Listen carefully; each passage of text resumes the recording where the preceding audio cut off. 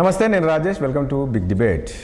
ఇక తెలంగాణలో కాంగ్రెస్ సర్కార్ ఏర్పడి 2 ఏళ్ళు అవుతున్న సందర్భంగా ఇవాళ నుంచి 13 రోజుల పాటు ఉత్సవాలు నిర్వహిస్తుంది కాంగ్రెస్ సర్కారు.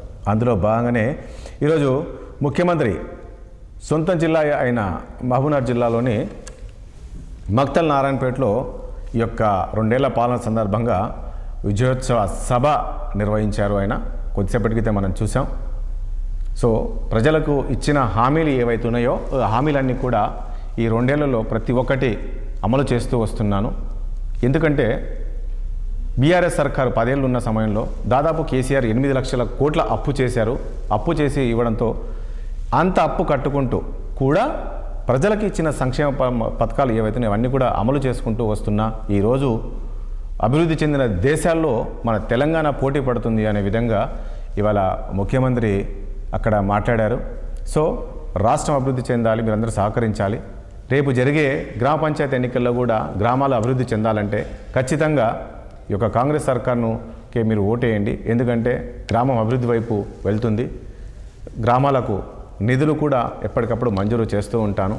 మనం చూస్తాం పాలమూరు జిల్లా ఇప్పుడే కాదు 10 ఏళ్లే కాదు ఉమ్మడి రాష్ట్రంలో కూడా చాలా వెనుకబడ్డది.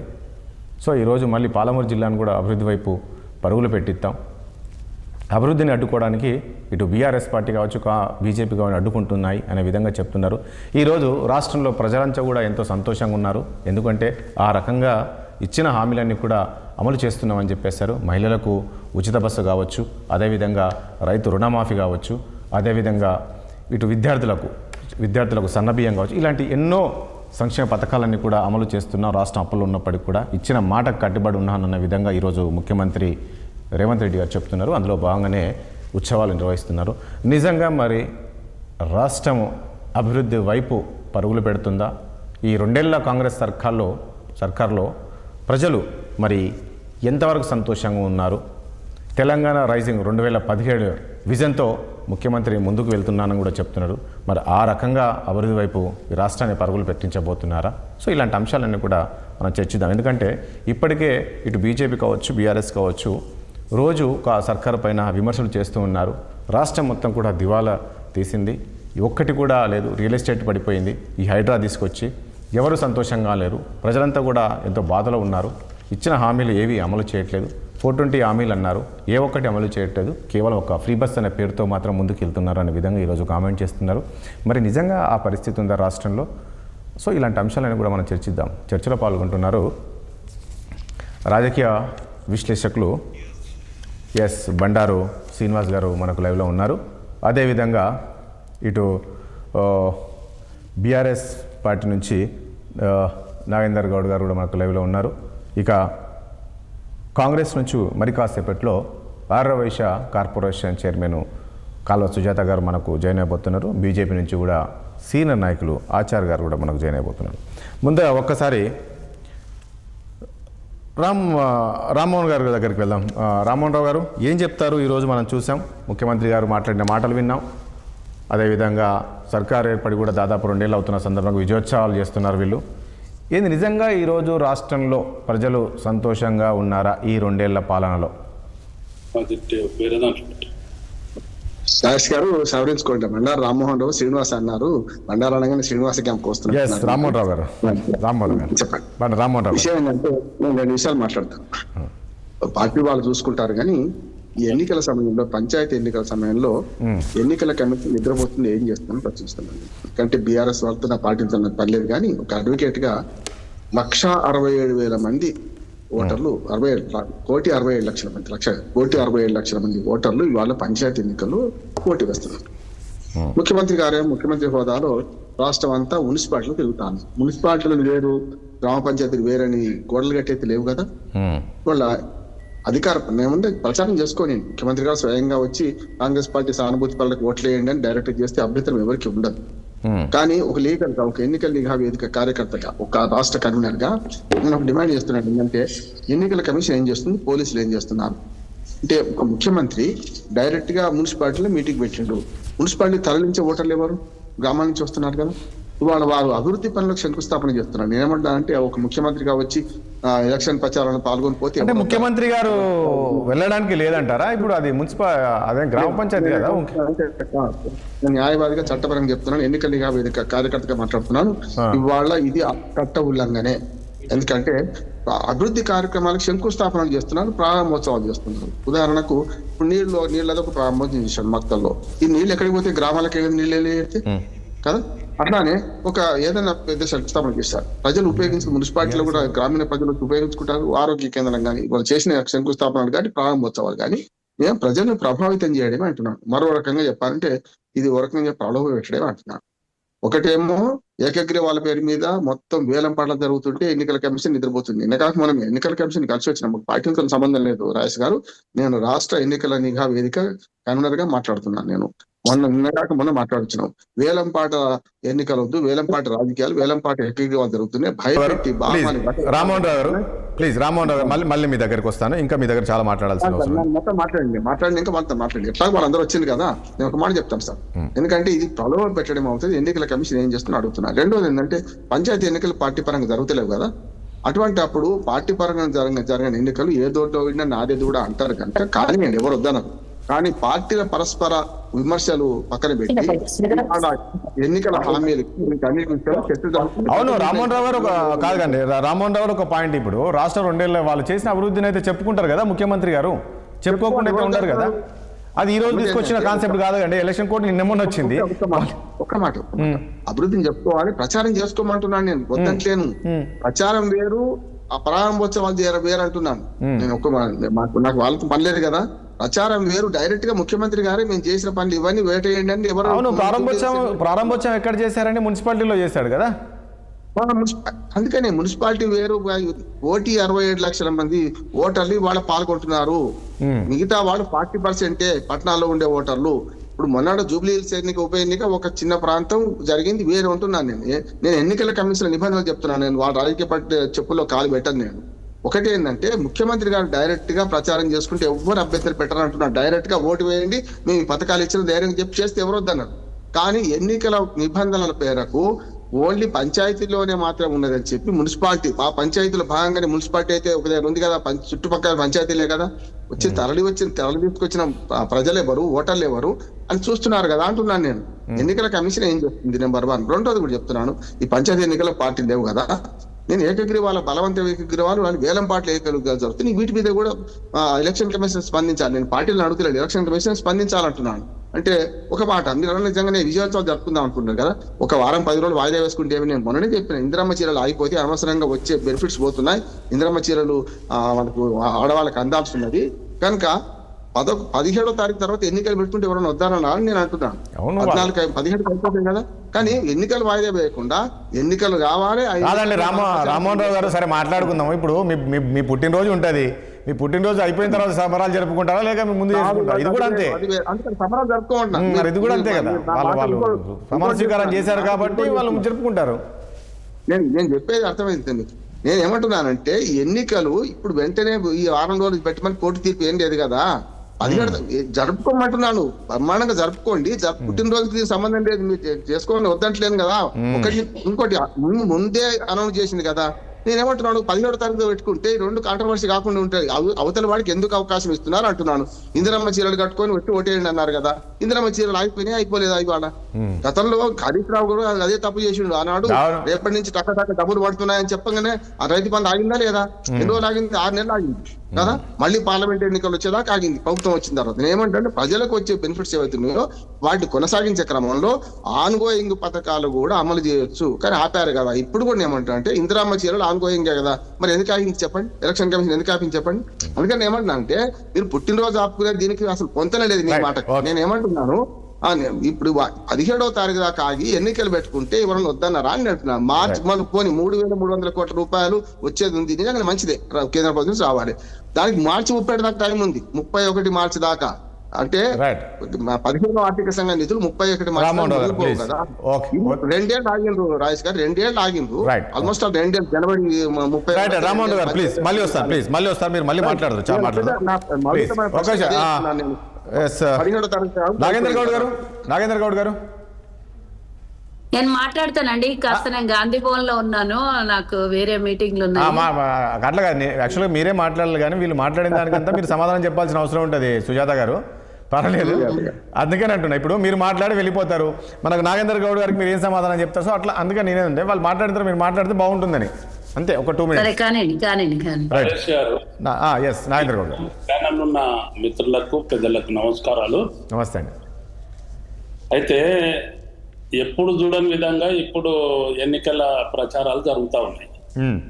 స్థానిక సంస్థల ఎన్నికల లోపల ఒక మాట ఇచ్చారు, పార్టీ పరంగా మేము 42% బీసీలకు ఇస్తామన్నారు. మేము అప్పుడే చెప్పినాము, ఇది పార్టీ పరంగా ఎన్నికలు కావు, బీసీలకు ఇచ్చేది కాదు, ఇది మోసం చేస్తున్నారు అనేది ఒక మాట చెప్పినాం. రెండవది ఏంటి అంటే, ముఖ్యమంత్రి గారు స్వయాన జిల్లాలకు వెళ్ళి ప్రచారం చేస్తున్నాం. మొన్న ఒక సభ లోపల చాలా క్లియర్గా చెప్పింది, నా దగ్గరకు వచ్చి కూర్చొని నా దగ్గర సంతకం పెట్టించుకునే పోయి డెవలప్మెంట్ చేసే వాళ్ళకి మాత్రమే ఓట్లు వేయండి అని చెప్పిండు. అంటే డైరెక్ట్లీ ఇండైరెక్ట్లీ ఆయన చెప్పింది ఏంటంటే, ఇండైరెక్ట్ గా చెప్పింది ఏంటి అంటే చాలా క్లియర్గా మా పార్టీ వాళ్ళకు ఓటేయండి. అదే తీరుగా ఇప్పుడు ఏదైతే ఇప్పుడే వాళ్ళ ఏది 2 సంవత్సరాలు పూర్తయిన సందర్భంగా వాళ్ళు ఉత్సవాలు చేసుకుంటున్నారు. దాంట్లో ఇనాగ్రేషన్ చేస్తున్నారు, ఫౌండేషన్ చేస్తున్నారు, అన్ని రకాలుగా కూడా టౌన్లలో వేస్తున్నారు. మేము ఒక్కటంటున్నాం అంటే, ఏదైతే ముఖ్యమంత్రి స్థాయిలో ఉన్న వ్యక్తి, ఈ స్థానిక సంస్థలు పార్టీ రహితంగా ఎన్నికలు జరుగుతూ ఉన్నాయి, పార్టీలకు అతీతంగా ఎన్నికలు జరుగుతున్నాయి. గ్రామం లోపల ఆయన సేవ చేసిన వ్యక్తి, గ్రామం కొరకు పాటుపడ్డ వ్యక్తికి గ్రామంలో స్వచ్ఛందంగా. కాదండి నాగేంద్ర గౌడ్ గారు, ఒక పాయింట్ అడుగుతా. ఇక్కడ మీ ముఖ్యమంత్రి గారు ఉన్నప్పుడు కేసీఆర్ గారు ఉన్నప్పుడు ఏ రోజు ప్రజల్లోకి వెళ్ళింది లేదు. సో ఈ రోజు ముఖ్యమంత్రి గారు ప్రజల్లోకి వెళ్తున్నారు. 2 ఏళ్ల పాలన ప్రజలకు చెప్పుకోవాలి. కష్టాల్లోనో 8 లక్షల కోట్ల అప్పులు చేసిన కేసీఆర్ ఈ రోజు ఏదో రకంగానో చావోన్నారు, ఏదో రకంగా చేసి ఈరోజు సంక్షేమ పథకాలు అమలు చేస్తున్నామని చెప్పేసి ఈరోజు ముఖ్యమంత్రి గారు సొంత జిల్లాకి వెళ్ళి చెప్పుకునే తప్పే ఉందండి. ఇది చిన్నదా పెద్దదా ఎలక్షన్ కాదు. ప్రతి రాజకీయ పార్టీ ఎట్లుంటుందంటే ప్రతి అవకాశాన్ని కూడా సద్వినియోగం చేసుకుంటారు. గుర్తుపెట్టుకో, ఆ రోజుల్లో మీ కేసీఆర్ గారికి గ్రామ పంచాయతీ ఎన్నికలంటే చిన్నదిగా అయ్యుండొచ్చు, కానీ ఈరోజు ముఖ్యమంత్రి అట్లా ప్రతిదీ కూడా ఆయన దాన్ని ప్రతి అవకాశం తీసుకుని ప్రతిదీ ఆయనకు ఇంపార్టెంటే కదా. దాన్ని మీరు ఎందుకంటే తక్కువ చేస్తున్నారు? రాజేష్ గారు చెప్పండి. ముఖ్యమంత్రి గారు తిరగని మేము వద్దనడం లేదు, కేసీఆర్ గారు పర్యటించలేదు అంటున్నారు కదా. కేసీఆర్ గారు కూడా ఇంతగానం ఢిల్లీ పర్యటనలు కూడా చేయలేరు, ఢిల్లీ పర్యటనలు కూడా చేస్తున్నారు, మంచిదే, మేము కాదంటలేము. ఎందుకంటే గతంలో ఉండేది కాంగ్రెస్ వస్తే ఇక ఢిల్లీకి బానిసలుగా తిరిగేది, మొత్తం రోజు ఢిల్లీకి తిరగడము, ఢిల్లీ ఇన్స్ట్రక్షన్స్ రావడము, ఢిల్లీలో హైకమాండ్ ఉంటది. అది మీ ఆరోపణలే అండి నరేంద్ర గౌడ్ గారు, అది మీ రాజకీయ ఆరోపణలే. ముఖ్యమంత్రి గారు ఎవరిని కలవడానికి వెళ్ళారు అనేది నా ఆబ్జెక్షన్ అంటే ఒకటి ఏంటంటే, ఎన్నికలు అనేది పార్టీ పరంగా సింబల్ మీద ఎన్నికలు పెట్టేది ఉండే, ఎన్నికలు పెడితే దాని మీద ముఖ్యమంత్రి గారు ప్రచారం చేసినా, కాంగ్రెస్ పార్టీ ప్రచారం చేసినా, పిసిసి ప్రెసిడెంట్ చేసినా మాకేమో అభ్యంతరం లేదు. ఒక ముఖ్యమంత్రి హోదాలో ముఖ్యమంత్రి గారు అఫీషియల్ గా ప్రోగ్రామ్స్ పోయి టౌన్లలో ఫౌండేషన్స్, ఇనాగ్రేషన్స్ ఇవన్నీ చేయడంతో నేను జనరల్ గా ఏమంటున్నా రాజేష్ గారు అంటే, పల్లెల్లో నివసించే వ్యక్తులు ఎవరైతే ఉన్నారో పట్టణాలకు సమీపంలో ఉంటారు కాబట్టి వాళ్ళ పిల్లలను చదివించుకోవడానికి కానీ వాళ్ళ బిజినెస్ ల కొరకు కానీ ఎక్కువ నివసించేది పట్టణ ప్రాంతాల లోపల నివసిస్తుంటారు. వాళ్ళు కిరాయిలకు రూములు తీసుకొని కానీ జర్ర కొద్దిగా ఉన్న వాళ్ళు అయితే అక్కడ కూడా ఒక ఇల్లు నిర్మాణం చేసుకొని కానీ ఆ విధంగా అక్కడ నివసిస్తుంటారు. ఇప్పుడు మా దగ్గరనే తీసుకుంటే మా ప్రాంతం అంతా కూడా వికారాబాద్ లో నివసిస్తుంది, మేడం ప్రాంతం అంతా కూడా తాండూరులో నివసిస్తుంది, ఇట్లా ఇంకా చేవెళ్ళ వాళ్ళు ఇట్లా వస్తే మా తాన హైదరాబాద్ లో నివసిస్తుంటారు. అయితే ఇక్కడ కోడ్ లేదు, ఎన్నికలు లేదు కాబట్టి ఇక్కడ చేస్తున్నప్పుడు ప్రజలను ప్రలోభ పెట్టడానికే ఇది జరుగుతున్నది అనడం లోపల ఇది సందేహమే లేదు. ప్రలోభ పెట్టడం కరెక్ట్ కాదు అనేది మా వర్షం. అయితే ఎందుకంటే ముఖ్యమంత్రి గారు పర్యటించడండి, గ్రామాభివృద్ధి చేయని, గ్రామాల అభివృద్ధి చేయని 2 సంవత్సరాల తర్వాత ఎన్నికలు జరుగుతున్నాయి కాబట్టి వెంటనే ఎన్నికలు జరగలేవు కదా. ఆయన బంద్ చేసిన ట్రాక్టర్లు ఉన్నాయి, డీజిల్ పోయాక ట్రాక్టర్లు ఆపినవి ఉన్నాయి, డబ్బులు ఇయ్యక పంచాయతీ కార్మికులు పనిచేయండి ఉన్నది, లైట్లు పెట్టండి ఉన్నది, గ్రామాల్లో పారిశుద్ధ్యం లోపించున్నది, ఇవన్నిటిని కూడా ముఖ్యమంత్రి గారు చూడని, మాకేం అభ్యంతరం లేదు, చెయ్యని, అది అంతా చేపియని. కానీ మేమనేది ఏంటంటే, ఎన్నికల టైం లోపల ప్రశాంతంగా పల్లెల్లో జరుగుతున్నప్పుడు పల్లెల్లో ఏదైతే పార్టీల వాతావరణం పెట్టడము, ముఖ్యమంత్రి స్థాయిలో వెళ్ళి ఏదైతే కోడ్ను ఉల్లంఘించడం అనేది కరెక్ట్ కాదు అనేది మా అభిప్రాయం. సరే మీరు అది కోడ్ అంటున్నారు, ఆయన టెక్నికల్ గా మున్సిపాలిటీకి వెళ్ళారు, చేశారు. సుజాత గారు బాకీ ఉన్నాడు. Right. 6 గ్యారెంటీలు కూడా తీసుకొని వెళ్ళని, ఎన్ని పెళ్లిళ్ళు అయితే అయినాయో తులం తులం తీసుకొని వెళ్ళని మేము కాదనడం లేదు. అవన్నీ ఇవ్వండి.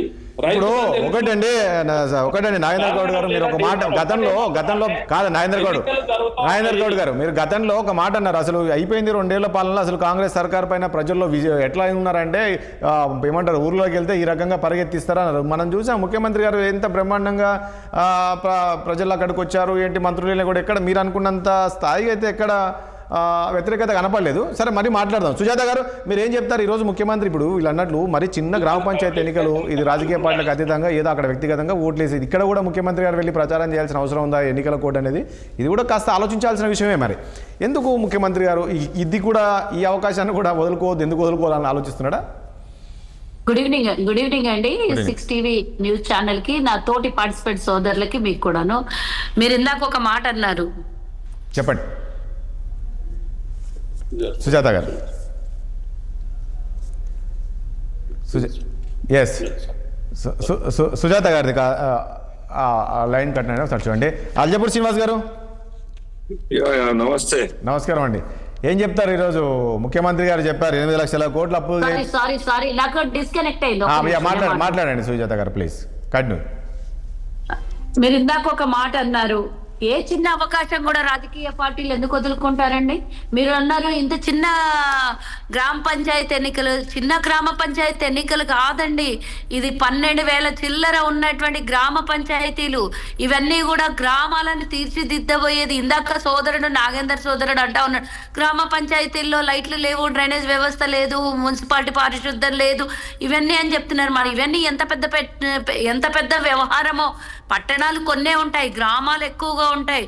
కానీ ప్రభుత్వం ఈరోజు చేసినటువంటివి 8, 9వ తారీఖున పెద్ద ఎత్తున 2 సంవత్సరాల విజయోత్సవ సభలు జరగబోతున్నాయి. దానికి అన్ని జిల్లాల్లో అందరినీ పిలుపు ఇస్తూ ముఖ్యమంత్రి గారు ఈరోజు చేసిన అభివృద్ధి కార్యక్రమాన్ని ప్రజలకి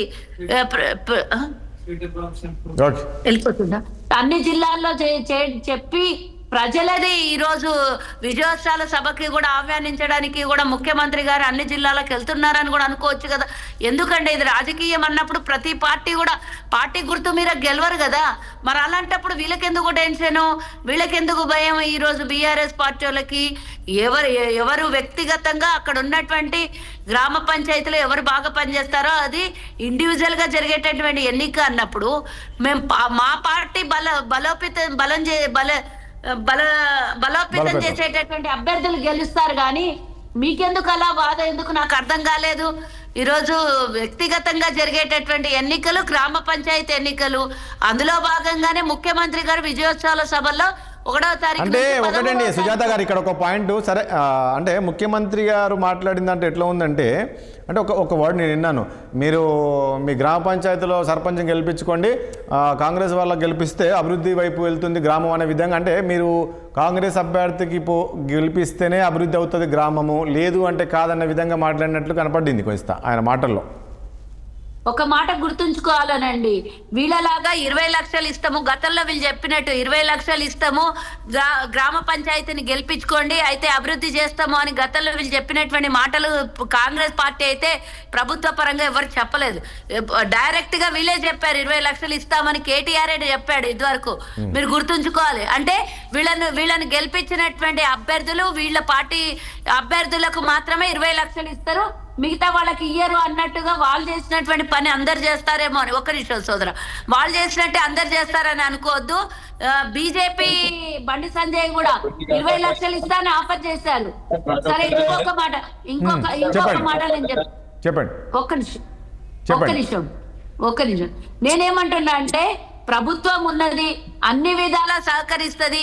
ఎవరైనా డైరెక్ట్ గా గతంలో కేసీఆర్ దగ్గరికి ఫామ్ హౌస్ కి ఎవరు వెళ్ళకపోతుండే, కానీ ఇప్పుడు మాకు ప్రజాప్రభుత్వంలో ముఖ్యమంత్రి గారు నేరుగా ప్రజల దగ్గరికే వెళుతున్నాడండి. వాళ్ళైతే కనీసం ప్రజల్ని కాదు కదా, మంత్రుల్ని కూడా దగ్గర రానియకుండే.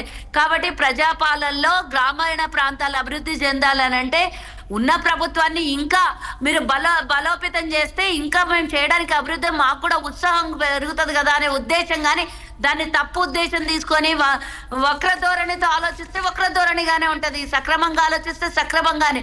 వీళ్ళలాగా బహిరంగ సభలో 20 లక్షలు ఇస్తాం మేము, 20 లక్షలు ఇచ్చిన మా పార్టీ అభ్యర్థిని ఎవరైతే మేము బలోపేతం చేసినటువంటి వ్యక్తి గెలుస్తాడో వాళ్ళకి 20 లక్షలు ఇస్తారని అయితే మేము చెప్పలేదు కదా. కాదు సుజాత గారు, ఇప్పుడు మీరు అంటున్నారు సుజాత గారు రాష్ట్రం ఇప్పుడు ఈ 2 ఏళ్లలో రాష్ట్రం అభివృద్ధి వైపు పరుగులెత్తుతుంది, ప్రజలంతా సంతోషంగా ఉన్నారంటున్నారు. కానీ కొన్ని విషయాలు చూసాం మనం, టోటల్గా రియల్ ఎస్టేట్ పడిపోయింది ఇక్కడంతా కూడా. అదేవిధంగా మీరు ఏదైతే తీసుకొచ్చిన హైడ్రా ఉందో, అంటే హైడ్రా ఎవరు తప్పుపట్టట్లేదు, మీరు ఓకే హైడ్రా వల్ల ఈరోజు ఈ ప్రభుత్వ భూములు ఏవైతే ఉన్నాయో, చెరువులు ఏవైతే ఉన్నాయో కబ్జా చేశారో అవి మొత్తం రికవర్ చేశారు ఈరోజు, అది బాగుంది. కానీ ఇదే ప్రభుత్వాలు పేదలకు ప్రభుత్వాలు పట్టాలు ఇచ్చారు కొందరు, అలాంటివి కూడా ఈరోజు మీరు కూల్చడం ఇదంతా కూడా కాస్త ఇబ్బందికరమైన పరిస్థితే కదా, చాలా మంది చూసాం. లేదండి, ఏదైతే పేదవాళ్లకు ఇచ్చినటువంటివి ఎక్కడ కూడా చెయ్యట్లేదండి. అది కేవలము ఈ రాజకీయ దురుద్దేశంతో కొంతమందిని పెట్టించి మరీ ఇబ్బంది పెట్టినటువంటి విషయము.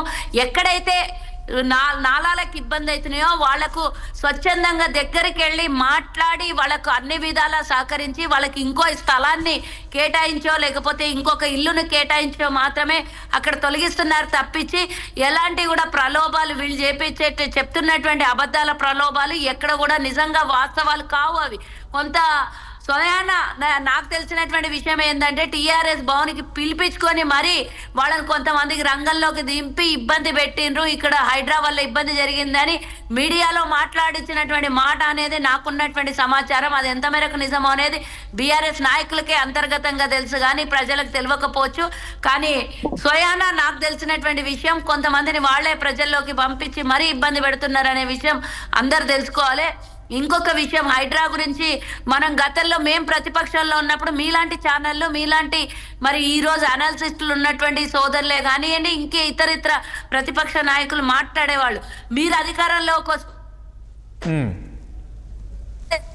ఈ అక్రమ కట్టడాల్ని తొలగిస్తారా, అధికారంలోకి వస్తే అక్రమ కట్టడాలు కట్టినటువంటి వాళ్ళ మీద చర్యలు తీసుకుంటారా అని మీలాంటి వాళ్ళే మాట్లాడారు. అప్పుడు మేము బరాబర్ తీసుకుంటామండి, తప్పకుండా ట్రాఫిక్ పొల్యూషన్ కానీ నాలలు కానీ చెరువులు కానీ ఆక్రమణకు గురి అయితే రేపు రాబోయే కాలంలో హైదరాబాద్ 100 ఏళ్ల గురించి మా ప్రభుత్వం ఆలోచిస్తుంది. రాబోయే 100 ఏళ్ల గురించి నవాబుల కాలంలో కట్టినటువంటి నాలాలే ఇప్పటి వరకు కాదండి. ఒక విషయం సుజాత గారు, ఒక పాయింట్ ఇక్కడ ఈరోజు ముఖ్యమంత్రి గారే ఈ రూల్స్ బ్రేక్ చేశారేమో అనుకోలేమా? ఎందుకంటే ఈరోజు అక్కడ సభ పెట్టి ఆ పక్కనే గ్రామ పంచాయతీలో సరే ఆయన ఉన్నదేమో మున్సిపాలిటీలో ఉన్నాడేమో కానీ ఆ చుట్టుపక్కలంతా కూడా మక్తల ప్రాంతాలన్నీ నారాయణపేట ప్రాంతాలన్నీ గ్రామాలు ఉన్నాయి. సో ఇప్పుడు ఎలక్షన్ జరుగుతున్న సమయంలో పెద్ద ఎత్తున అక్కడికి గ్రామాల నుంచి ప్రజలు రావడం ఇదంతా కూడా కాస్త మీరే రూల్స్ బ్రేక్ చేశారు. తప్పేముంది? ఎన్నికల ప్రచారాల్లో ముఖ్యమంత్రి వెళ్ళొచ్చు, నాయకులు వెళ్ళొచ్చు, అందరు వెళ్ళొచ్చు, ఏం తప్పేమున్నది? ఇది ఎన్నికలు, దానికి పార్టీ గుర్తు లేకపోయినా కాంగ్రెస్ పార్టీ బలపరిచినటువంటి వ్యక్తులు ఉంటారు కదా, తప్పేముంది? మా ప్రచారం మేం చేసుకోవడంలో తప్పేముందండి? వీళ్ళ నాయకులు ప్రచారం చేసుకోలేదా గతంలో?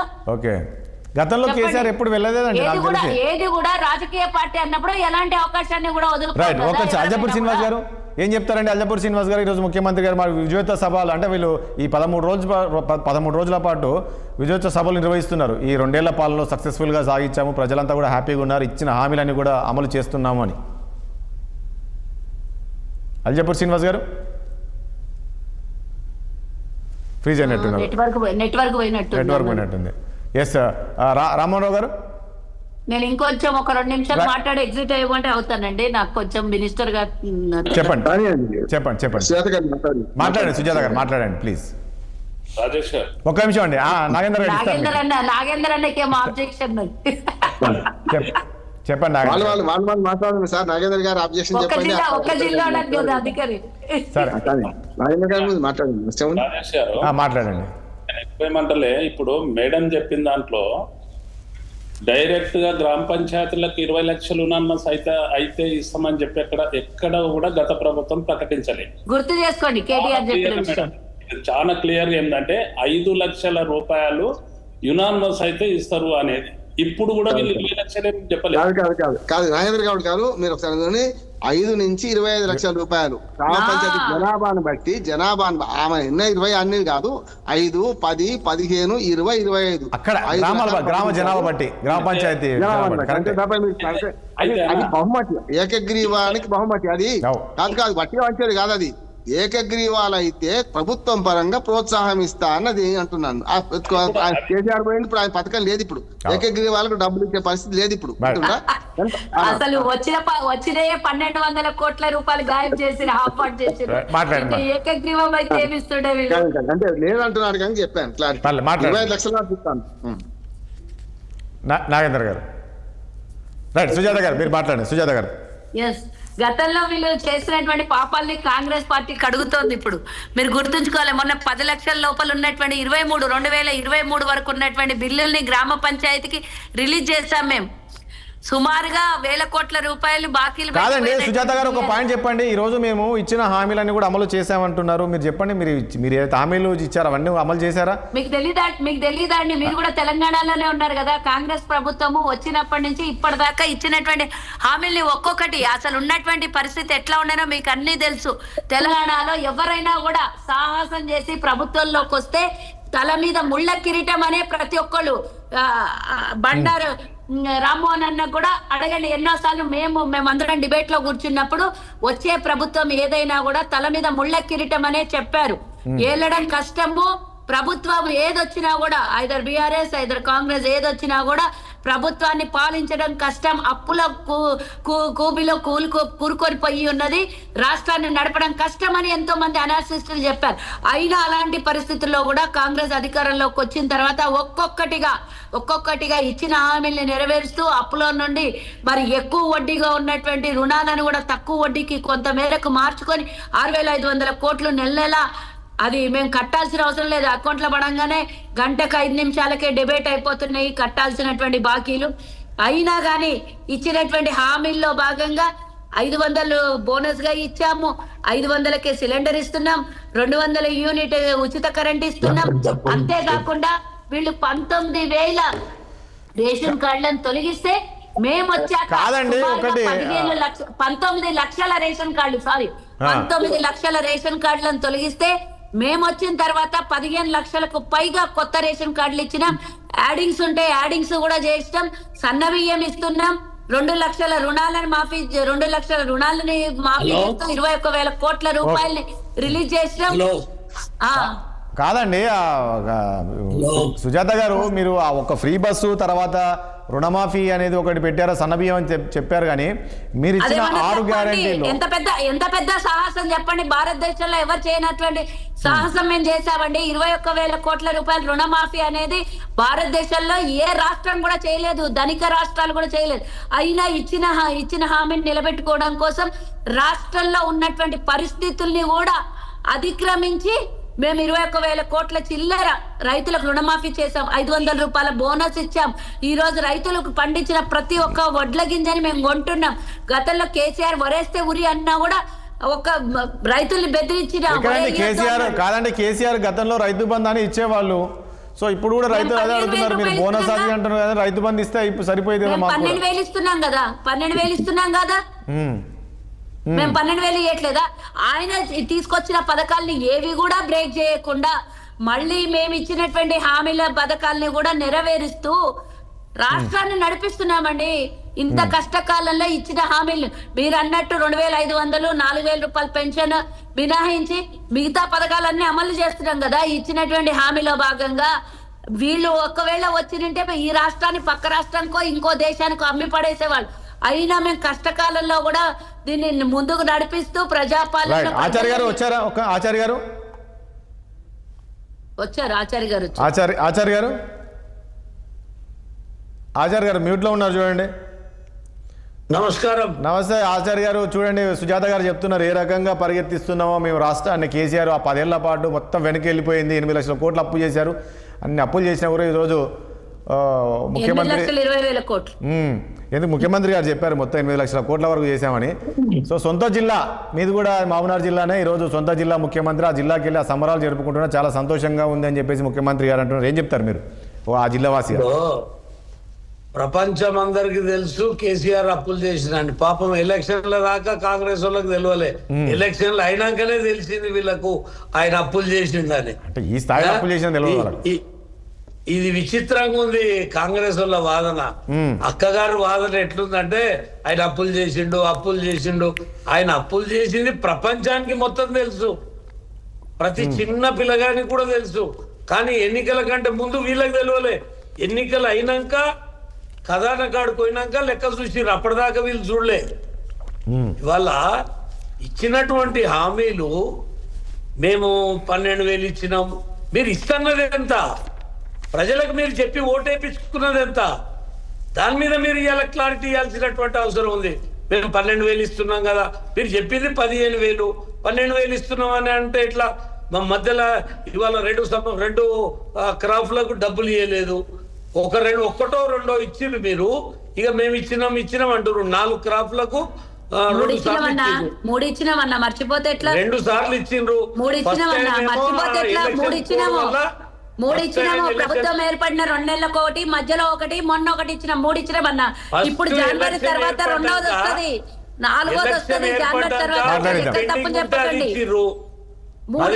మాట్లాడిద్దాం సుజాత గారు, ప్లీజ్ మాట్లాడిద్దాం. సుజాత గారు, ఆచార్య గారు మాట్లాడిద్దాం ప్లీజ్. ఆచార్య గారు ఎలక్షన్లు అయిపోగానే పెండింగ్ ఉన్నది ఒకటి ఇచ్చిండ్రు, దాని తర్వాత 2 వచ్చినాయి, ఒక 2 పెండింగ్లు పడ్డాయి. మీరు నేను చెప్తాను సుజాత గారు, నేను చెప్తాను అంటే ఒక మాట. ఎందుకంటే మొత్తం 5 రావాల్సి ఉంది. ఇప్పుడు ఈ డిసెంబర్ లో 5వది రావాల్సి ఉంది. కానీ 2023లో 2, 2024 2 రావాల్సి ఉండే, 2024 2, 2023లో మేము లేమన్నా.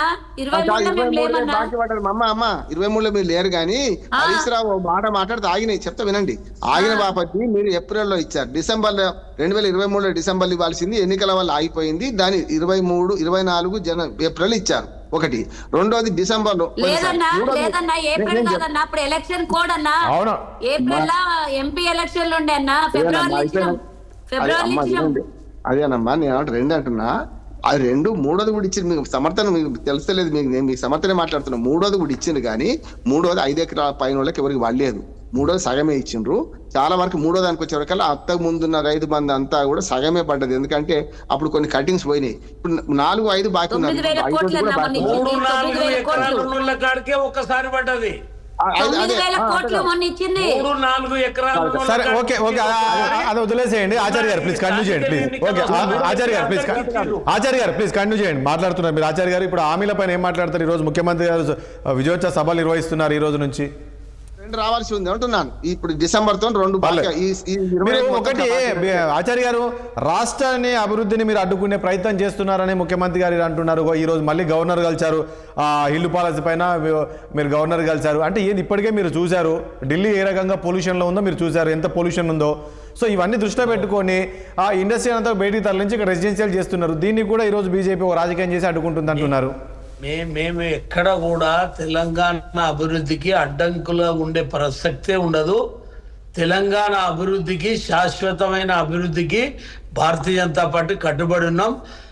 రేవంత్ రెడ్డి ముఖ్యమంత్రి గారే శాసనసభల అనేక విషయాలు ఆయన వచ్చిన తర్వాత ప్రధానమంత్రి గారు నాకు ఇవన్నీ ఇచ్చిండని చెప్పినటువంటి వీడియో కూడా శాసనసభలో మాట్లాడిన వీడియో కూడా ఉంది. ఇవాళ మేము ఎక్కడ కూడా అడ్డుపడుతున్నాం అనేటువంటిది ఉండదు. ఎందుకంటే రాష్ట్ర అభివృద్ధికి రాష్ట్ర ప్రభుత్వానికి ఎంత బాధ్యత ఉందో కేంద్ర ప్రభుత్వానికి కూడా అంతే బాధ్యత ఉంటది. ఈ రాష్ట్రాన్ని కుంటుపడేస్తే దేశంలో భారతీయ జనతా పార్టీ ప్రభుత్వానికి కూడా చెడ్డ పేరు వస్తుంది. మరి ఈ రోజు గవర్నర్ ఎందుకు కలిశారండి ఆచార్య గారు? ఈ రోజు గవర్నర్ ఎందుకు కలిశారు? ఇప్పుడు గవర్నర్ ని కలిసినటువంటి విషయాలలో పారదర్శకంగా ఇప్పుడు అనేక విషయాలు ఈ రాష్ట్రంలో జరుగుతున్నటువంటి అవకతవకల మీద కలిసినంత మాత్రాన మేము అడ్డు చెప్పినట్టేనా? ఈ రాష్ట్రము అభివృద్ధి కొరకు మీరు ఇల్లు పాలసీ పైన మీరు ఇచ్చారు, ఆ ఇల్లు పాలసీ పైన అక్కడ అంతా జరుగుతుంది, మీరు దాన్ని అడ్డుకోవాలని చెప్పేసి ఈరోజు మీ అధ్యక్షులు వారు కావచ్చు అందరూ వెళ్ళి రిప్రజెంట్ ఇచ్చారు గవర్నర్ గారికి. మేమేమంటున్నామంటే కేవలము వీరు చేసే అభివృద్ధిని అడ్డుకోవాలనేటువంటి ఆకాంక్ష మాకు లేదు. పోకడా వీళ్ళ యొక్క ఆలోచన విధానాలని ఇప్పుడు హైడ్రా అని తీసుకొచ్చి ఎంతవరకు దాన్ని ముందుకు తీసుకుపోయినరు. ఇలా హైకోర్టు మొట్టికాయలు వేసింది. వీళ్ళకు నచ్చనటువంటి వ్యక్తుల మీదనే హైడ్రా ప్రభావం పేద వర్గాల మీద హైడ్రా ప్రభావం ఇప్పుడు ఇట్లా మేము ఏంటంటే అంటే మీరు హైడ్రాని మేము తప్పుపడుతున్నారా ఆచార్య గారు? చెప్పేది ఇప్పుడు హైడ్రా వచ్చిన తర్వాత మనం చూసాము కొన్ని కబ్జాకు గురైన ఇప్పుడు హైడ్రా చేయాల్సిన పని చేస్తలేదు. వీళ్ళకు ఎక్కడైతే వీళ్ళకు డబ్బులు రావో అక్కడ ఇబ్బంది పెడుతున్నారు. డబ్బులు వచ్చే దిక్కు వీళ్ళు హైడ్రా పోతలేదు. అవునన్నా బతుకమ్మ కుంటల డబ్బులు వస్తుండేనా? బతుకమ్మ కుంటల డబ్బులు వస్తాయని బతుకమ్మ కుంట చేసినామా? బతుకమ్మ కుంట చేస్తే మేము వద్దన్నమా? బాలాజీ నగర్ ఇప్పుడు బతుకమ్మ కుంట చేసినప్పుడు మేము వద్దన్నమా? మేము ఇట్లా వ్యతిరేకించినామా బతుకమ్మది? షేర్లింగంపల్లి, కుత్బుల్లాపూర్, ఇవన్నీ కూడా కుక్కట్పల్లి, ఇవన్నీ కూడా డబ్బులు రాకొచ్చినాయని చేసామా? 50 చెరువులు పెద్ద పెద్ద కంపెనీలు అపార్ట్మెంట్ కడుతున్న దాన్ని కళ్ళు మూసుకుంటూ పేద వర్గాలు 50 గజాలు 60 గజాలలో కట్టుకున్నాయి. దాన్ని మొత్తం డిమాలిష్ చేసి కొన్ని వేల ఎకరాలు నేను ప్రభుత్వానికి లాభం చేసిన 100 కోట్లు అని చెప్పి హైడ్రా కమిషనర్ మాట్లాడితే ఇక ఏం చెప్పాలి? పేదల ఇళ్ళే కనపడుతున్నాయి ఆయనకు. ఇప్పుడే ఆచార్య గారు మనం ఎందుకు చూడలేదు? సంధ్యా కన్వెన్షన్ ఎందుకు చూడలేదు? ఎన్క్రీ నాగార్జున ఎందుకు? ఇవన్నీ పెద్ద పెద్దలు కూడా తీసేశారు కదండి ఆచార్య గారు. చేసిండ్రు, అది ఎందుకు చేసిండ్రు అనేది అందరికి గుర్తే. అది ఎంతవరకు దాన్ని టేక్ ఓవర్ చేసిండ్రు అనేది వాళ్ళ మన ముందు ఉంది కదా. ఇప్పుడు ఒక విషయం ఆచార్య గారు, ఒక పాయింట్ ఇక్కడ రామ్మోహన్ రావు గారు ఇంతకుముందు ముఖ్యమంత్రి గారు అక్కడ పర్యటన కావచ్చు, ఆ యొక్క సభకు సంబంధించి కొంచెం తప్పు పట్టారు. అదేంటండి అక్కడ ఆ పక్కల ఎన్నికలు జరుగుతున్నాయి, అసలు ఈసీ ఎక్కడ ఉంది? రాజేష్ గారు మీరు అట్లా తప్పు పట్టారంటే ఏంటంటే లీగల్ గా నేను చెప్పింది ఏంటంటే ముఖ్యమంత్రి గారికి ప్రచారం చేసుకునే హక్కు ఉన్నది, చేసుకోవచ్చు. కానీ అధికారిక పర్యటన పేరు మీద చెయ్యొద్దు, అది ఎలక్షన్ నిబంధనల కోడ్ వర్తిస్తుంది అని నేను అన్నాను. మున్సిపాలిటీలో వర్తించదు అంటున్నారు, కానీ వచ్చిన ప్రజలు ఎవరు? కాంగ్రెస్ పార్టీ సర్పంచులకు ప్రచారానికి మద్దతుగా వచ్చి కాంగ్రెస్ పార్టీ మీటింగ్ పెట్టుకుంటే ఎవరు వ్యతిరేకిస్తారు? ఎలా అభివృద్ధి పేరు మీదనో లేకపోతే ఉత్సవాల పేరు మీదనో ప్రభుత్వం డబ్బు ఖర్చు పెట్టి యంత్రాంగాన్ని అంతా ఉపయోగించుకొని ఆయన యొక్క అధికార పవర్ ని చూపించడానికి వచ్చినప్పుడు ప్రజలు ప్రతిపక్షాలు తప్పక తప్పు పడతాయి. నిన్న మొన్నటి దాకా పండుకొని రాకుండా ఉండి ఇవాళ ఎలక్షన్లు ఇప్పుడు గ్రామీణ ప్రాంతాల్లో జరుగుతున్నప్పుడు ఆయన రావద్దని మేము అంటలేం. ఆయన పార్టీని గెలిపించుకోనికి ఆయనకు హక్కు ఉంది. ముఖ్యమంత్రి గారు పర్యటన చేయొద్దంటారా మీరు? ఇప్పుడు ఎట్లా చేస్తాడు? ఎలక్షన్ లో ఒక పక్క ఎలక్షన్ కోడ్ పెట్టుకొని యంత్రాంగాన్ని ఎంత పెట్టుకొని అధికారులను పెట్టుకొని ఈయన అధికారికంగా ఏ రకంగా వచ్చి చేస్తున్నాడు? ఎట్లా చేస్తాడు మీరు చెప్పండి, అది లీగలేనా? ఈయనకి ఎలక్షన్ కోడ్ వర్తించదా?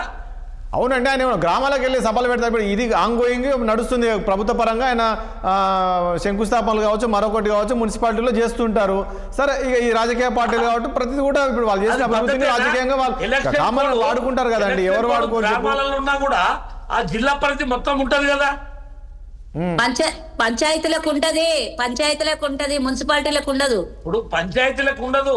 ఓవరాల్ గా జిల్లాను దృష్టిలో పెట్టుకొని ఇప్పుడు జిల్లాని దృష్టిలో పెట్టుకున్నప్పుడు అధికారులు చెప్పరండి ఒకవేళ అలా ఉంటే వెళ్ళొద్దని. అధికారులు చెప్తే ఎవరు వింటున్నారంటే అధికారులు చెప్పే ధైర్యం చేస్తారా?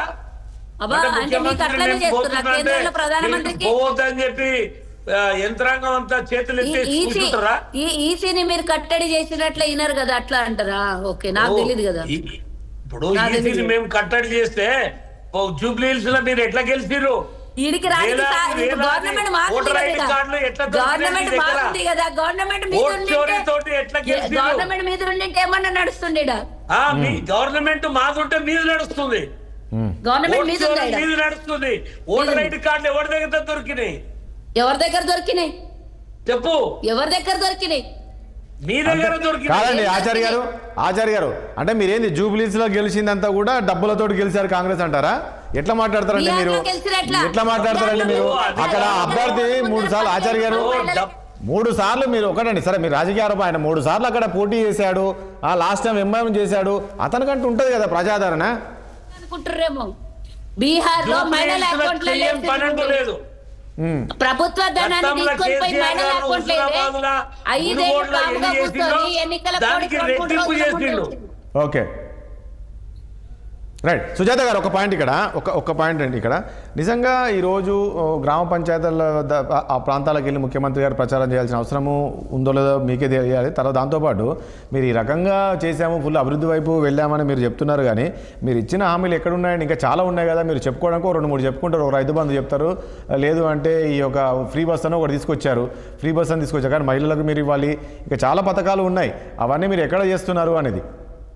చాలా పథకాలు అంటే చెప్పండి, నేను అన్నిటికీ ఆన్సర్ ఇస్తాను. చాలా పథకాలు నేను ఇందాక చెప్పాను కదా, మొత్తం మేము ఏమి ఇస్తున్నాను. ఫ్రీ బస్ ఒకటి తీసుకొచ్చారు, ఫ్రీ బస్ తో పాటు చాలా ఉన్నాయి, చదవమంటే చదువుతా నేను. మహిళలకి మహిళకు 2,500 రూపాయలు నెల ఇస్తున్నారు. ఒక్క నెలనా ఇప్పించిరా? మీరే కదా గొంతు దించుకొని మహిళలందరినీ కూడా చైతన్యవంతులు చేసి అకౌంట్లో డబ్బులు పడేటట్టు చెప్పినావు నువ్వు. అకౌంట్లో పడ్డట్టే చెప్పినావు నువ్వు. అయితే టీవీలల్లా మీటింగ్లల్లా ఏ ఒక్క మహిళ కన్నా 2,500 పడ్డాయా? మాట్లాడిస్తారా సుజాత గారు? మీలాగా జుమ్లా కాదండి, 15 లాఖ్ జుమ్లా కాదు మాది. మేము ఇస్తాము, ఆలస్యమైంది మేము ఒకటి నేనే మాట్లాడతా. అవును అవును రామ్మోహన్ గారిని చెప్పమనండి. లే ఒకటి సుజాత గారు ఒక్క నిమిషం ప్లీజ్, ఒక్క నిమిషం ప్లీజ్.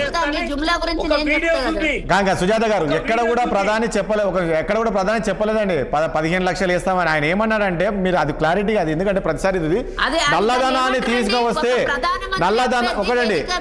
ఒక సుజాత గారు సుజాత గారు నల్లధనాన్ని వెనక్కి తీసుకొస్తే వస్తాయనేది ఆయన చెప్పాడు, కానీ మేము అకౌంట్ లో ఇస్తామని ఎక్కడ చెప్పలే. ఇస్తాను రామ్మోహన్ గారు, మీకు ఇస్తాను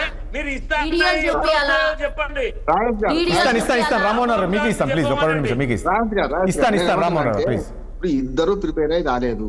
సగం గ్లాసులో సగం నీళ్లు ఉన్నాయి, సగం నీళ్ళు లేవు. అవి చెప్పన్నది ఆయనకి చెప్పొస్తలేదు. ఇది కూడా చెప్తున్నాను మా మిత్రుడే రాచారు గారు. నేను ఏమంటున్నానంటే ఒక 6 గ్యారంటీలు 13 హామీలు ఇచ్చారు. 420 అనండి. నేను ఈ 6 గ్యారంటీలు 13లో సుజాత గారు చెప్పింది వాస్తవం. ఏవైతే అమలు అవుతుందో అది చెప్పింది అమలు కానీ చెప్తాను నేను. ఆయన 25,000 చెప్పిండు కదా. కౌలు రైతులకు 12,000 రూపాయలు సంవత్సరానికి ఇస్తా అన్నారు. రైతు కూలీలకు 12,000 ఇస్తా అన్నారు. రైతు బంధు భరోసా వేస్తే 15,000 చేస్తున్నారు. 12,000 ఒప్పుకున్నారు. వాళ్ళు 12,000 ఇస్తున్నారు. 3 విడతలు ఇచ్చారు. 3వ విడత నేను సమర్థించాను. 3వ విడత కూడా ఇచ్చారు, సగం ఇచ్చారు.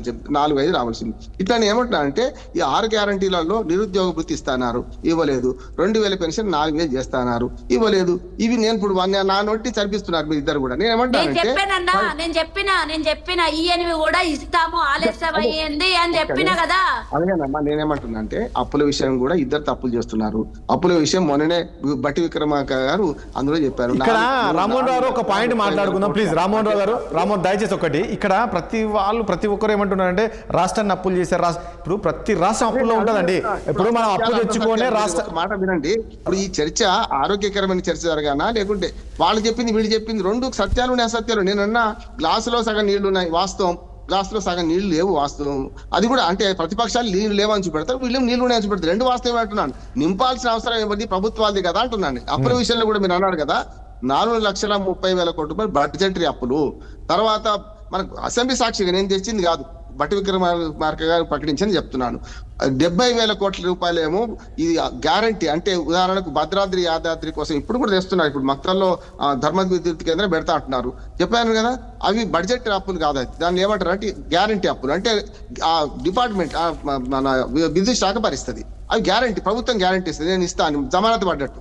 అట్లానే కార్పొరేషన్ అప్పులు ఉంటాయి. ఇప్పుడు ఉదాహరణకు మూసీ ప్రక్షాళన కార్పొరేషన్ ఏర్పాటు చేస్తున్నారు రేవంత్ రెడ్డి గారు, మంచిదే అంటున్నాను నేను. కనుక కార్పొరేషన్ అప్పులు ఏంది? వాళ్ళు 1,00,000 కోట్ల రూపాయలు అప్పులు తెస్తున్నారు. ఏది మన కాళేశ్వరానికి. అంటే ఈ 3 కలిస్తే 6,50,000 కోట్ల రూపాయలు అవుతున్నాయి. గతంలో 71,000 కోట్ల రూపాయలు గతంలో ప్రభుత్వం ఉన్నది. ఆనాడు అంటే కాంగ్రెస్ పార్టీ ప్రభుత్వం మొత్తం కలిపి తెలంగాణ వచ్చేటానికి అప్పులు మనకు మిగిలిన ఎంత అంటే గత ప్రభుత్వం 71,000 కోట్లు.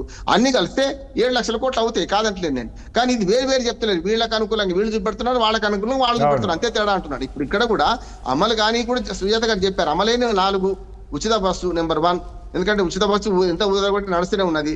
రెండోది చెప్పాను కదా, మనకు 200 యూనిట్లకు మన విద్యుత్ ఫ్రీగా ఇస్తున్నారు, అది కరెక్టే. అంతేకాదు, అది రేషన్ కార్డు ఇప్పుడు నా రేషన్ కార్డు ఉన్న వాళ్ళకి అందరికి అందదు, అది కరెక్టే కదా. వాళ్ళు ఇచ్చిన హామీలు కొన్ని తీర్చారు, కొన్ని తీర్చలేదు. కానీ 100 రోజుల టార్గెట్ పెట్టుకోవడం తప్పన్నాను.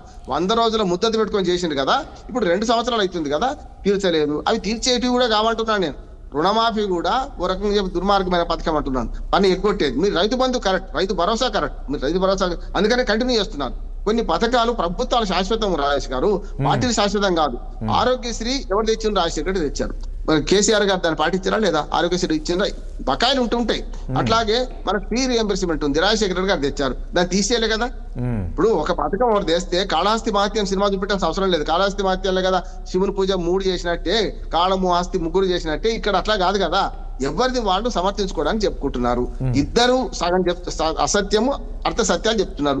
పూర్తి సత్యం ప్రజలకు తెలుసు, ఏదందింది ఏదంది లేదు. 2000 పెన్షన్ 4000 అయిందా అంటే ప్రజలు చెప్తారు 4000 కాలేదమ్మా. రామ్మోహన్ రావు గారు, ఒక పాయింట్ ఇక్కడ ముఖ్యమంత్రి గారు పదే చెప్తున్నారు, బీజేపీ బీఆర్ఎస్ పార్టీ అభివృద్ధిని అడ్డుకునే ప్రయత్నం చేస్తున్నారు, అడ్డుకుంటున్నారు. ఆ పరిస్థితి ఉందా? వాస్తవం ఉందా ముఖ్యమంత్రి గారి మాటలో? ఇప్పుడు రాజకీయ పక్షాలు సన్యాసులు మాటలుగా ఇంతకుముందు సుజాత గారు బాగా చెప్పారు. సోదరి, నేను ఏమంటున్నానంటే ఎవరి ప్రయోజనాలు వాళ్ళకు ఉంటాయి, ఎవరి ఓటు బ్యాంకు వాళ్ళకి అది చేస్తామంటున్నాను, కాదంటలేను.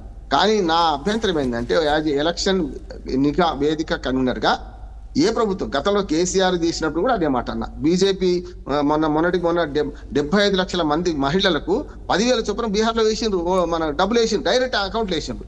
ఇది ఎలక్షన్ కమిషన్ రేపు ఎల్లుండు తాత్సారం చేయడం వల్ల ఎలక్షన్ కమిషన్ రేపు నోటిఫికేషన్ వస్తుంది అనుకుంటే, షెడ్యూల్ వస్తుంది అనుకుంటే, ఒక రోజు ముందే అందరికీ వేయలేదు దాదాపు. అది లంచం కాదా? ఎన్నికల లంచం వాళ్ళు ఇస్తున్నారు, వీళ్ళు ఇస్తున్నారు. అంతేందుకు కాంగ్రెస్ పార్టీ కొల్యూషన్ ఏదైతే మన ఇంటి కూటమి ఉందో, ఇదే తేజస్వి యాదవ్ అన్నాడు, ఏం చెప్పిండు, వాళ్ళు 10 వేసిండ్రు, మేము వస్తే 30,000 ఇస్తాం సంవత్సరానికి అన్నారు. ఇంటికి ప్రభుత్వ ఉద్యోగం ఇస్తున్నారు తేజస్వి యాదవ్. ఏమైంది? ఎక్కడ ప్రజలు నమ్ముతారు, అందరినీ అన్ని రకాల మోసం చేయలేము రాజేష్ గారు, కొన్నిసార్లు కొందరు మోసపోతారు. ఇక్కడ కూడా ఏమంటున్నారు అంటే, వాళ్ళు ఇస్తామంటున్నారు, వాళ్ళు కాకపోతే రేపిస్తుండొచ్చు. కానీ ఇప్పుడు జరుగుతున్న ఎన్నికల్లో నేను ప్రధానంగా ప్రస్తావించేది ఏంటంటే, అధికార కార్యక్రమాలు ఉండొద్దు అంటున్నాను. ముఖ్యమంత్రి గారు బ్రహ్మాండంగా తిరగచ్చు అని ఎవరు అడుగుంటారు, సమస్య లేదు. కానీ ఎన్నికల సీజన్ లో పంచాయతీలలో ఎన్నికల కమిషన్ మన ఎన్నికల నిబంధనలు ఉన్నాయని చెప్పి, కోడ్ ఆఫ్ కండక్ట్ ఉందని చెప్పి ఆయన మున్సిపాలిటీలు తిరుగుకుంటే అధికారిక సమావేశాలు పెట్టొద్దు అంటున్నాను నేను. బ్రహ్మాండంగా గ్రామ పంచాయతీ తిరిగండి, ఎవరొద్దు అంటున్నారు అంటున్నారు, ప్రచారం చేసుకొని ఎవరొద్దు అంటున్నారు. అధికార సమావేశాలు అంటే అధికార దుర్వినియోగం కిందికి వస్తుంది. ప్రభుత్వ అధికారులతో మీటింగ్లు నిర్వహించి మనకు అభివృద్ధి పథకాలకు శంకుస్థాపనలు, ప్రారంభోత్సవాలు చేయొద్దు అంటున్నాను, అంతే వరకు. కానీ ఒకటి ఆచార్య గారు, ఇప్పుడు మరొక పాయింట్, ఇప్పుడు ఈ అప్పుల గురించి మాట్లాడదాం. ప్రతిసారి అప్పులు చేసి కేసీఆర్ వెళ్ళిపోయారు అనేది లేదు, ఇప్పుడు కాంగ్రెస్ కూడా అప్పులు చేస్తుంది అనేది. ఇప్పుడు ఏ రాష్ట్రమైనా అప్పులు లేకుండా ఏముండదండి, అప్పులు చేస్తారు, రాష్ట్రాన్ని అభివృద్ధి చేస్తారు, అప్పులు కట్టుకుంటారు. ఇప్పుడు ఎగ్జాంపుల్ మనం ఒక ఇల్లు కట్టుకున్నామంటే ఖచ్చితంగా బ్యాంకు లోన్ తెచ్చుకుంటాము, అయిపోతే తర్వాత కట్టుకుంటాం. దీన్ని ఎందుకు ఈ రకంగా దాన్ని నెగిటివ్ చేస్తున్నారు? రైట్, నా అప్పు చేసి పప్పు కూడా తినొద్దు, అప్పు చేసి అభివృద్ధి చేస్తే ఎవరైనా వద్దాను. ఏమంటున్నా అంటే, అప్పు చేసి పప్పు కూడా తిన్నారా, అప్పు చేసి అభివృద్ధి చేశారా అనే దాన్ని ఆలోచించాలంటే, అప్పు దేనికోసం చేసిండ్రు, మళ్ళీ రిటర్న్స్ వచ్చేదానికి అప్పు చేస్తే ఎవరు వద్దాను. అందుకనే ఊపర్ షేర్వాని అందరు పరేషాన్ అన్నట్టు, భూములు అమ్మి మనకు రైతు బంధు, భూమి అమ్మి 2 రూపాయల కిలో బియ్యం ఇస్తే తప్పు అంటున్నాను నేను. భూమి అమ్మితే ఏం చేయాలి, అంత భూమి మళ్ళీ కొనుక్కోవాలి. ఇప్పుడు మనకు ఊర్లలో చూస్తాం కదా సార్, ఎకరం భూమి అమ్మితే 4 ఎకరాల భూమి ఆడొస్తాడు, కొనుక్కుంటా అంటారు ఎవరైనా. ఇది కూడా అప్పు చేసి పప్పు కూడా తినొద్దు అంటున్నారు. అప్పు చేసి అభివృద్ధి చేస్తే తప్పేం లేదు, అప్పు లేనివాడు అధిక శ్రీమంతుడే, మా అమ్మ అనేది ఎప్పుడు కూడా. కానీ అప్పు లేకుండా ఎవరు ఉండాలండి, చిన్నదో పెద్దదో అప్పు ఉంటుంది, బదలు అనేది తీసుకుంటారు ఎవరిదే అన్న డబ్బులు. కానీ అవి ఏం వినియోగం చేస్తున్నావు, దేనికోసం? పిల్లల చదువు కోసం పెట్టారు అనుకోండి, బ్రహ్మాండం. ఆరోగ్యం కోసం పెట్టారు అనుకోండి, బ్రహ్మాండం. అప్పులు చేసి వచ్చే రిటర్న్స్ వచ్చే దాని మీద ప్రాజెక్టులు కట్టారు అనుకోండి, మంచిది. కానీ ఒకటి రామ్మోహన్ గారు, ఒక పాయింట్ ఇక్కడ, సరే రామ్మోహన్ రావు గారు, ఇక్కడ ఒక పాయింట్, పథకాల కోసం అప్పు చేయొద్దు, భూములు అమ్మొద్దు అంటున్నాను. నేను చారి గారి దగ్గరికి వెళ్ళే ముందు ఒకసారి మీకు ఒక విషయం అడుగుతాను. ముఖ్యమంత్రి గారు, సరే ఎన్నికల ముందు చూసాం కేసీఆర్ ఏ రకంగా కామెంట్ చేశారు. సో ఎన్నికలు అయిపోయినాయి, అధికారంలోకి వచ్చారు, ముఖ్యమంత్రి గారి 2 పాలన అవుతుంది, సంబరాలు చేసుకుంటారు. ఈ రోజు కూడా ముఖ్యమంత్రి గారు కేసీఆర్ని ఉద్దేశించి కొన్ని కామెంట్ చేశారు. అంటే ఇది ఇంకా అవసరం లేదేమో, ఇంకా ఆ రకంగా ఏమంటున్నా అంటే, కేసీఆర్ ఏడాది నుంచి పామది నుంచి వెళ్తాడు, అప్పుడు ఎప్పుడో 2 సార్లు బయటకు వచ్చిండు. కానీ కేసీఆర్ వెళ్ళకపోతే మాట్లాడి కేసీఆర్ నామస్మరణ లేకుండా రేవంత్ రెడ్డి గారు ఎన్నడన్నా ఏ సభలోనే మాట్లాడుతుండ్రా, ఎందుకు గెలుపుతుండ్రా అంటున్నాను నేను. అది తప్పు అంటున్నాను. ఆయన మంచోడో అహంకారం అవినీతి వల్ల ఓడిపోయింది సార్. కేసీఆర్ గారు ఓడిపోయింది, రాజేష్ గారు అహంకారం అవినీతి. మొదటి దానిలో కొంచెం అన్న నీతిగా పోయింది, కానీ రెండోసారి వచ్చినప్పుడు అడ్డగోలు దోపిడీ ఉన్నది, అహంకారం కూడా నాకు నేను తప్ప ఎవరి దిక్కు తెలంగాణ సమాజానికి అనుకున్నాడు. ఏమైంది? ప్రజలు బండకేసి కొట్టిండ్రు. అందుకని నేను ఏమంటున్నానంటే ఇప్పుడు రేవంత్ రెడ్డి గారు కూడా అదే దారిలో పోతున్నారని హెచ్చరిస్తున్నా. మనలాంటి వాళ్ళు ఏం చేస్తాం, మీరైనా నేనైనా ఒకసారి ముందు దాకా పోతున్నారు, వీళ్ళకి రేపు పొద్దున గర్వభంగం అయిద్దని చెప్తున్నాము. మీరు అన్నది కరెక్ట్. మన రేవంత్ రెడ్డి గారు మాట్లాడితే మనకు కేసీఆర్ పేరు ఎత్తకుండా ఏ సభలో ఉంటలేడు. ఇందులో కూడా నేనేమంటున్నాను రాజేష్ గారు, రెండు ఒకటేమో అధికార పర్యటనలు చేయొద్దు, రెండోది బలవంతపు ఏకగ్రీవాలు జరుగుతున్నాయి, వేలంపాట ఏకగ్రీవాలు జరుగుతున్నాయి. 73 లక్షలు 75 లక్షలకు కొనుక్కుంటున్నారు కదా, వేలంపాట అందరు పత్రికలు చూస్తున్నాం కదా. ఎలక్షన్ కమిషన్ ప్రభుత్వం బాధ్యత కాదు, ఎలక్షన్ కమిషన్ ఏం చేస్తున్నా అడుగుదాం మనం. రైట్ ఆచార్య గారు, చివరికి ఒక పాయింట్ ఇక్కడ మనం మొన్న చూసాం జూబ్లీహిల్స్ ఎన్నికల్లో కాంగ్రెస్ పార్టీ ఏ రకంగా ఉంది, మీది ఎట్లా ఉంది, బీజేపీ. సో గ్రామ పంచాయతీ ఎన్నికల్లో అది చిన్నదనుకోవచ్చు, అది పార్టీలకు అతీతంగా అనుకున్నప్పుడు కూడా ఖచ్చితంగా పార్టీ గుర్తు మీద కూడా నిల్చుంటారు. సో ఉంటారు. ఇప్పుడు ముఖ్యమంత్రి ఈ రకమైన పర్యటన చేస్తున్నారు సార్, ఏదన్నా ఏదో ఉద్దేశంతో చేస్తున్నారు, ఏదో అవుతుంది. రేపు ఈ గ్రామ పంచాయతీ ఎన్నికల్లో ముఖ్యమంత్రి ఈ రకంగా పర్యటనలు చేస్తుంటే బీజేపీ ఏంది ఎట్లా ఉండే అవకాశం కనబడుతుంది గ్రామ పంచాయతీలో? ఒకవేళ మీ సపోర్ట్తో అభ్యర్థి గెలిచినా చేసినా? వాస్తవంగా గ్రామాలలో ఎలక్షన్లు నామినేషన్స్ జరిగినాయి. కొన్ని ఫస్ట్ విడత నామినేషన్స్ అయిపోయినాయి, రెండో విడత ఇవాళ స్టార్ట్ అయినాయి, రేపు కూడా ఉన్నది. ప్రజలలో ఉత్సాహం లేదు, పోటీ చేసే నాయకులలో కూడా ఉత్సాహం లేదు. ఎందుకంటే మధ్యలో అనౌన్స్ అయిన తర్వాత మళ్ళా కోర్టు స్టే ఇయ్యడము, ఇదయ్యి అదయ్యి. రెండోది పాత సర్పంచుల యొక్క బాధలు గ్రామ ప్రజలు కళ్ళతోటి చూసిరు. వాళ్ళకు బిల్లులు రాకపోవడం, వాళ్ళు దుమ్మెత్తిపోవడం, ఇలా గ్రామాలలో సర్పంచులకు పడ్డ బాధలే. ఆ బాధలతోటి కూడా కేసీఆర్ ప్రభుత్వం మళ్ళా రాలే. వాళ్ళు పెట్టినటువంటి వాళ్ళు పడ్డ ఇబ్బందులు ఇవల్ల చాలా గ్రామాలలో మేము చూస్తున్నాం. మేము కూడా ఒక రాజకీయ పార్టీగా ఉత్సాహంతో ఏదో మేము పోటీలు చేస్తామని తెగబడి ఇవాళ లక్షల డబ్బులు ఖర్చు పెట్టేటువంటి విధంగా ఉత్సాహంగా అయితే లేరు. ఉన్నారు ఆచార్య గారు, మీరు ఏమో గమనిస్తారు, ఉన్నారు సార్. ఒక ఎస్ఐ రాజీనామా చేసిండు, గోదావరి ఎస్ఐ. ఎవరో ఎస్ఐ చేస్తాడు, ఒక ఆశా వర్కర్ చేస్తాడు. 12,000 మందిలా ఒక 10 మందో 100 మందో చూస్తున్నాం కదా. చాలా మటుకు కింద ఎవరైతే నిలబడతాను బలంగా అంటే అదే ఉంది. కొత్త బిచ్చగాళ్ళు పొద్దురు గారు చెప్తాను వినండి. మొన్న అర్ధరాత్రి దాకా క్యూలో నిలబడేసిండ్రు.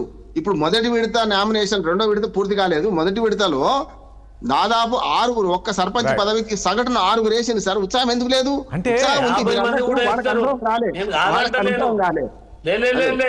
నామినేషన్ వేసినంత మాత్రాన ఉత్సాహం కాదు. మేము కింద ప్రాక్టికల్ గా చూస్తున్నాం. అన్ని పార్టీలల్లో పెద్ద ఏదో ఉత్సాహము జిద్దు తీసుకొని చేస్తున్న పరిస్థితులు లేవు. కానీ తప్పని పరిస్థితులలో ఎలక్షన్ కోడ్ వచ్చింది, నిలబడాలి. పార్టీలు కూడా వెనకంగా మేము ప్రోత్బలం చేస్తున్నాం, మీరు నిలబడాలి, అట్లెట్లయితుంది ఇట్లెట్లయితుంది, మన పార్టీని నిలబడకపోతే ఎట్లా అని మేము ప్రెషర్ చేయడము. వాళ్ళు కూడా కార్యకర్తలు వాళ్ళు కొంత ఉత్సాహం ఉన్న నిలబడుతున్నారు. నేను ఎందుకు చెప్తున్నంటే సర్పంచుల విధులు, సర్పంచులకున్న హక్కులు మొత్తం కూడా కాలరాసేసిండ్రు. ఇలా సర్పంచులకు ఏమి పవర్స్ లేకుండా అయిపోయినాయి. వాళ్ళ మీద వాళ్ళకి ఏం పవర్స్ లేవు. ఇప్పుడు మొత్తం కూడా ప్రతిదానికి కూడా అనేక కండిషన్స్ పెట్టి నిధులు వాళ్ళ బడ్జెట్ ను కూడా వాళ్ళు రిలీజ్ చేసుకునే పరిస్థితి లేదు. పని చేసి ఆ డబ్బులు డ్రా చేసుకునే పరిస్థితి లేదు. ఆ డబ్బుల కొరకు వెయిట్ చేయాలి, పైరవీలు చేయాలి. ఇవాళ పరిస్థితి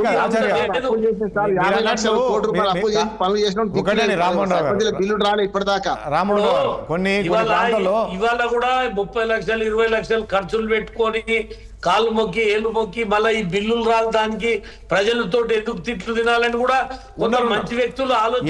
ఆచార్య గారు, ఎందుకంటే లాస్ట్ టైం చూసారు కదా, చాలా మంది ఇట్లా హామీలు ఇచ్చారు, అప్పులు చేసి గ్రామాన్ని అభివృద్ధి చేసినాక తర్వాత రాకపోవడం, బిల్లు ఆత్మహత్యలు చేసుకునేది కూడా చూసాము. అది ఉంది. సో ఈసారి ఇవాళ ముఖ్యమంత్రి గారు కూడా ఎందుకు వస్తున్నారంటే కాంగ్రెస్ కార్యకర్తలని కొద్దిగా ఉత్సాహం చేసి కాంగ్రెస్ ని అన్ని కొంత గెలిపించుకుంటే కాంగ్రెస్ సపోర్ట్ తోటో కాంగ్రెస్ అభ్యర్థులను ఏదో రకంగా చేసి గెలిపించుకుంటే ఆయన యొక్క మళ్ళీ జూబ్లీహిల్స్ తో పాటు స్థానిక ఎన్నికలలో పట్టు సాధించిన అనేటువంటి ఒక క్రెడిట్ వస్తుంది. అది కామన్ ఉంటుంది, అది ప్రతి రాజకీయ పార్టీ ప్రతి వ్యక్తి దాని ఉంటుంది. కొరకే ఇప్పుడు ఆయన ఈ జిల్లాలు పర్యటన చేసేది దాని కొరకే. ఈ రోజు అది కామన్లే, అది ఖచ్చితంగా నిలుపుకోవాలి. ప్రతి ఆయన ఓటు గ్రామీణ ప్రాంతాలకు 2 ఏళ్లలో ఏం చేసిండో, 2 రూపాయలు ఇచ్చిండో దాని మీద ఊర్లలోకి వచ్చి చెప్పమను. ఇలా ఎలక్షన్ లేని మున్సిపాలిటీలలో పోయి ఏదో నేను చేస్తా ఇది చేస్తా అని చెప్పడం పెద్ద గొప్ప కాదు. అది చూద్దాం ఆచార్య గారు, చూద్దాం ఏం జరుగుతుందో చూద్దాం. థ్యాంక్ యూ అండి ఆచార్య గారికి, అదేవిధంగా రామ్మోహన్ రావు గారికి, కాళ్ళ సుజాత గారికి, ఇక అదేవిధంగా ఇటు గౌడ్ గారికి, మన బీఆర్ఎస్ నేత నాగేందర్ గౌడ్ గారికి కూడా చర్చలో పాల్గొన్న మీ అందరికీ ధన్యవాదాలు. చూసాం కదా ముఖ్యమంత్రి గారు ఈ రోజు నుంచి దాదాపు 13 రోజుల పాటు జిల్లాల పర్యటన అయితే మొదలుపెట్టారు. మొత్తానికి విజయోత్సవ ర్యాలీలు, ఎందుకంటే ఈ 2 ఏళ్ల పాటు కాంగ్రెస్ పార్టీ ఏ రకంగా ఇచ్చిన హామీలు ప్రజలకు హామీలు అమలు చేస్తున్నామో ఇవన్నీ కూడా చెప్పుకునే ప్రయత్నం చేస్తున్నప్పటికీ కూడా కాస్త ఇటు ప్రతిపక్ష పార్టీలు బీజేపీ కావచ్చు బీఆర్ఎస్ వ్యతిరేకిస్తున్నారు. ఎందుకంటే ఇప్పుడు ఒకవైపు ఎన్నికల కోడ్ ఉంది, గ్రామాల్లోనే ఏ రకంగా మున్సిపాలిటీలోకి వెళ్ళి ముఖ్యమంత్రి గారు ప్రచారం చేస్తారు, దీనిపైన ఈసీ కూడా దృష్టి పెట్టాలనే విధంగా కూడా కామెంట్ చేస్తారు. చూద్దాం ఏం జరగబోతుంది ఏంటి అనేది. ఇది వాళ్ళ చర్చ. రేపు మరో అంశంతో మళ్ళీ కలుద్దాం. చూస్తున్నాడు 6 టీవీ సామాన్యుడి అరప్రాణం.